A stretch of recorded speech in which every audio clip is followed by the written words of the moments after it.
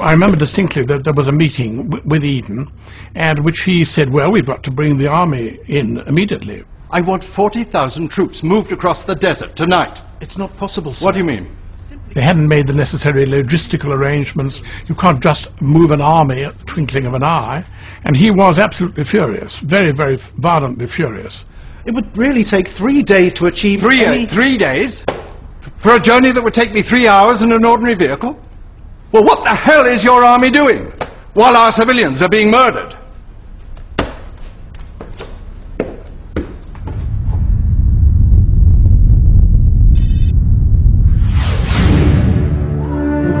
Nasser and the free officers now saw their chance.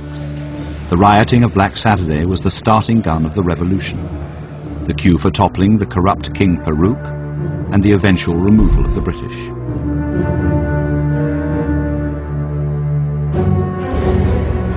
During the riots, King Farouk had remained in the Abdin Palace, but he looked on and did nothing.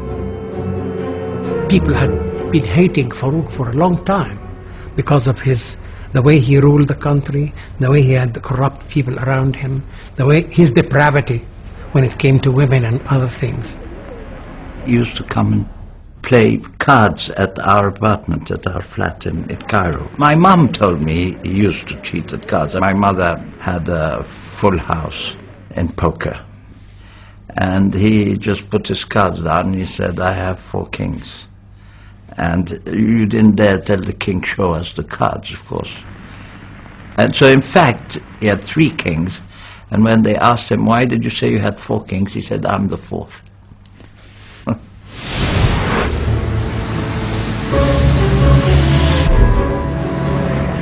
Just before midnight, Nasser and his fellow army officers made their move. They arrested their own commanders and laid siege to the king's palace. It was scary. It was just scary, but we were young and carefree. It was a peaceful revolution. They just took the king out, and they actually sent him away on his yacht with his money and gave him a 21-gun salute as his yacht left the port of Alexandria. Some were hugging the soldiers. Others were climbing onto the armoured vehicles, and they were chanting, ecstatic.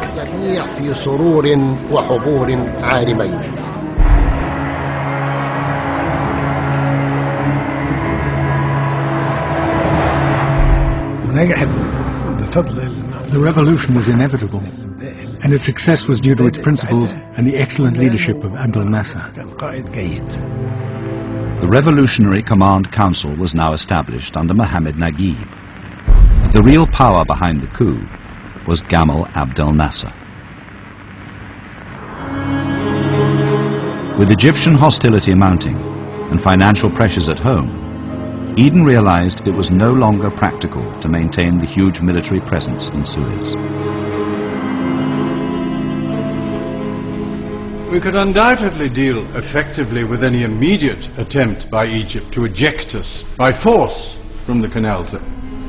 But the situation which this would create would almost certainly compel us to reoccupy Egypt, with all the consequences which this would entail. We should have all world opinion against us, and we'd find it difficult to make our case if Egypt took us to the United Nations. It is hard to see what future there is for such a policy. We cannot afford to keep 80,000 men indefinitely in the Canal Zone. The cost was huge, gigantic, keeping 80,000 troops there. We had all these permanent sterling crises, and the Treasury must have been desperate to cut down. So Eden, ever the diplomat, took the momentous decision to negotiate with Nasser's revolutionary regime for the withdrawal of British troops from the canal. But this decision was met with fury and resistance by a group of conservative politicians known as the Suez Group. That Suez is basic and vital to the economic survival of our nation and the nations of the Commonwealth. Giving up the canal base was seen as surrendering British imperial power. There was this group of MPs around Julian Emery and Charles Waterhouse and so on, who objected that we were sacrificing something of great importance and that we were in danger of undermining our position in the Middle East. I've no doubt they were wrong, but they did have a certain amount of support in the Conservative Party. And this meant that when Eden concluded the agreement with Nasser, he paid a certain political price. Eden clashed furiously with Prime Minister Winston Churchill, who was unwilling to see Britain lose its control in Suez. This disagreement with Churchill was made worse by the fact that Eden was the known Prime Minister in waiting, but that Churchill was still clinging on to office in his 79th year. The one occasion I do remember, which was at Chartwell. Eden had come to stay for the weekend, and he was sitting with Churchill in the study. And I remember Churchill looking at him and saying, "Why do you look at me with hungry eyes? You're not yet 60. And the look of total despair just crossed Eden's face. He never answered. And then he went out of the room. There was no way he could get past the implacable determination of Churchill to stay in office. In the summer of 1952, Eden enhanced his glamorous reputation by marrying Clarissa, Churchill's niece. And here's the bride. She's wearing an orchid pink dress. It's silk shantung with a large spray of orchids instead of a bouquet. At Caxton Hall, where they'll be married, Mr. Eden faces the barrage of cameras.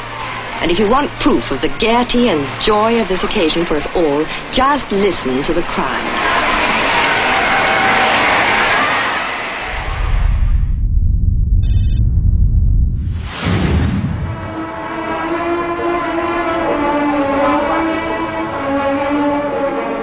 As Nasser's reputation as the figurehead of Arab nationalism was growing, the world began to take note. Now both East and West were wooing him.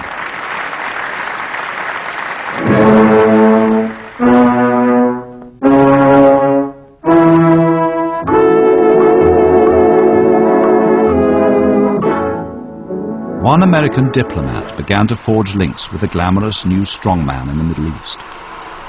Nasser really liked Esther Williams' films, so we had some in the embassy in the Cultural Affairs Department. So I arranged to borrow a projector and a screen, and several times when he came we would put it up at the end of the living room and we'd sit there and watch Esther Williams be sporting herself in the pools and so on. She was quite a sleek lady in her swimsuit.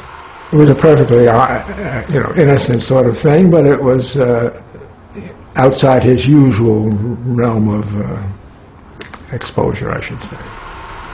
Nasser and his friends would like to have hot dogs when they came out. So the first meal that he had with us was hot dogs, when we were able to get all beef hot dogs from the embassy commissaries. Nasser and I would get out on the balcony together to talk about what he was concerned about.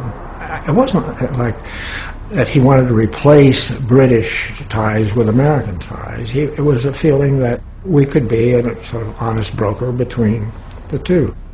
I guess we sort of operate on the theory that it really was time for the British to move along and give up this idea of military presence in Egypt. In a bid to hasten the British withdrawal, Egyptian insurgents stepped up the pressure, not only targeting the troops, but also their families. They were no longer safe, even in their homes.